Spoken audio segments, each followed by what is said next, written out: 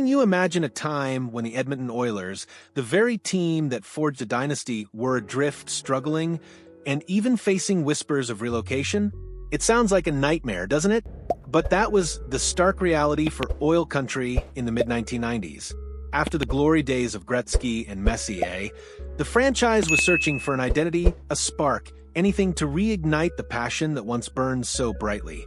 It was a period of uncertainty, a dark cloud hanging over the city's most cherished institution. The fans who had witnessed unparalleled success were now left wondering if their beloved team would ever reclaim its former glory, or worse, if it would even remain in Edmonton. The air was thick with anxiety, and every game felt like a desperate plea for relevance. Then on August 4th, 1995, a seismic shift occurred, a move that, at the time, felt like a massive gamble, but would ultimately be etched into the annals of Oilers lore as a franchise-altering decision. General Manager Glen Sather, a man who knew a thing or two about building champions, made a bold play. He sent 2 precious first-round draft picks to the St. Louis Blues. For what, you ask? To acquire the rights to a goaltender named Curtis Joseph, along with Mike Greer. 2 first-rounders for a goalie's rights? In an era where draft picks were gold, this was a move that raised eyebrows and sparked heated debates across the league. Was Sather desperate? Was he brilliant? The immediate reaction was a mix of skepticism and cautious optimism. But what Sather saw, what he gambled on, was more than just a player. He was betting on a force of nature, a goaltender who didn't just stop pucks, but could single-handedly change the entire culture of a team. This wasn't just about stabilizing the net. It was about resurrecting the very soul of hockey in Edmonton, a city that lives and breathes the game. The pressure on Joseph, even before he officially donned the copper and blue, was immense. He wasn't just joining a team, he was being asked to carry the hopes of an entire city on his shoulders. Now, here's where the plot thickens. While the trade was made, Joseph initially held out for a contract, adding another layer of tension to an already anxious fan base. Imagine the frustration. The savior is here, but he's not here yet. But when CuJo finally arrived, the impact was immediate and profound. He didn't just bring a new set of pads, he brought a battle-first mentality, a fierce competitiveness that permeated every corner of the locker room and seeped into the very fabric of oil country. This wasn't just a cultural shift, it was a revolution. Former Oilers captain Kelly Buchberger perfectly encapsulated this transformation, telling the score, "When players respect the goalie and like the goalie as much as we did with Curtis, you did everything possible to keep the puck out of the net." Think about that for a moment.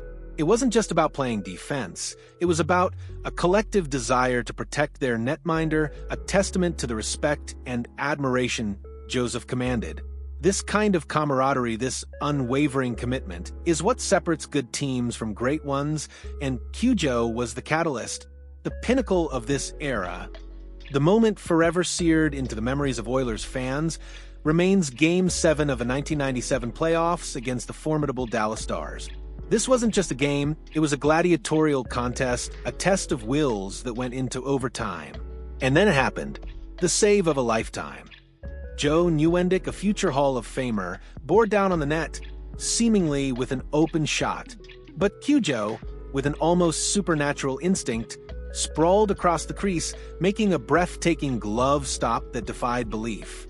It was a moment of pure, unadulterated heroism. The impact was instantaneous, electric.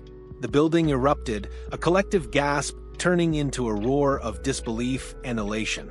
Just seconds later, in a blur of speed and determination, Todd Marchant gathered the puck, flew down the wing, and scored the series winner on Andy Moog.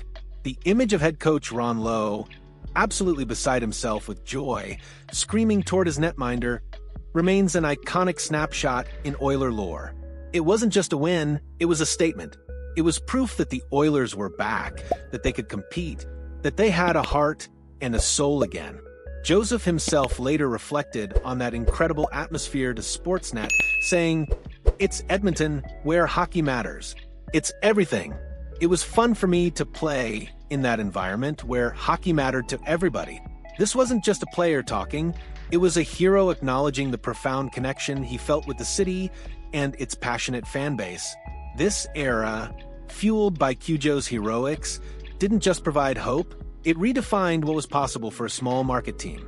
Statistically speaking, Curtis Joseph was an absolute titan during his 3 years in Edmonton, posting an incredible 14 regular season shutouts.